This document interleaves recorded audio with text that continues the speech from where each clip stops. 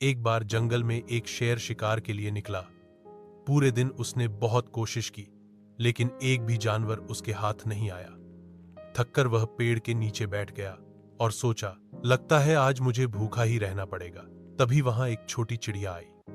उसने पास ही गिरे कुछ दाने चुगकर खुशी खुशी खाना शुरू कर दिया। शेर हैरान होकर बोला, इतने छोटे से दानों से तेरा पेट कैसे भर सकता है? चिड़िया मुस्कुराकर बोली, मेरा काम है कोशिश करना और जितना मिले उसमें संतोष करना।